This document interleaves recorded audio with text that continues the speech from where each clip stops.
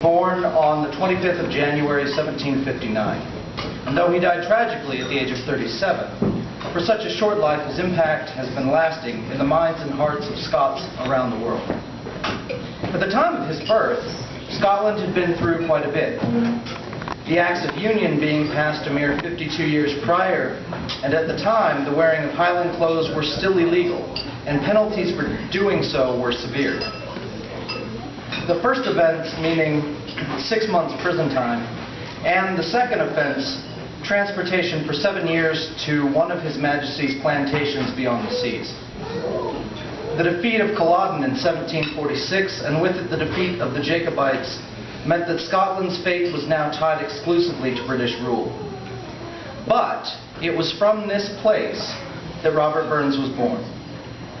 Though a poor farmer's son, he received a formal education.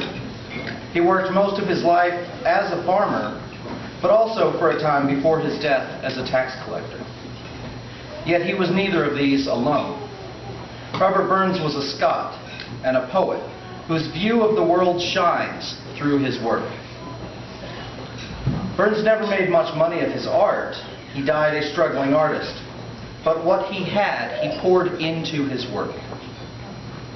Where Robert Burns shines is in his view of the world. He wrote of lice and mice and of men, and he knew them all the same. It was in brotherhood that Robert Burns saw the world, working together. When there was one higher than another, he believed that it was the responsibility of the man in the higher station to care for those in the lesser. Having seen so much exploitation of the lower classes by the upper classes in his youth, he believed that a man must stand with his brother and make the world a better place for both. Among other things, what shines in his work is his use of native speech in his writing. By writing many of his poems in such a way that even today, we can hear the voice of his people, our people, as it was at the time, and in that small way recapture a bit of that beauty that is our shared heritage. We know Robert Burns through his work.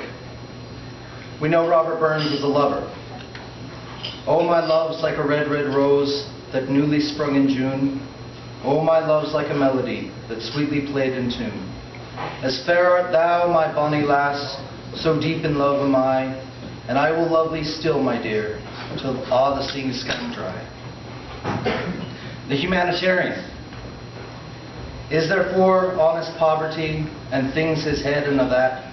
A coward slave, we pass him by, we dare be poor for a that. For a that and a that, our toils obscure and a that. A man's rank is but a guinea's step, the man's the gout for a that. And the patriot. Scots wha hae with Wallace bled, Scots wha Bruce has often led. Welcome to your gory bed or to victory. Now's the day and now's the hour. See the front of battle's lower. See approach proud Edward's power, chains and slavery. What will be the traitor knave? What can fill a coward's grave? What say base as be a slave? Let him turn and flee. What for Scotland's king and law? Freedom's sword will strongly draw. Free man stand or free man fall. Let him on with me. Though his life was short, what Robert gives us in his verse and his song is a union both of our past and our yet to be. Of himself, he wrote, the simple bard, unbroke by rules of art, he pours the wild effusions of the heart, and if inspired, 'tis nature's power to inspire. Hers all the melting thrill, and hers the kindling fire. May we all live by that which nature by her grace inspires us, kindling that fire within, and knowing that by living that passion, we truly give Robert Burns the chance to live on. Lift your glass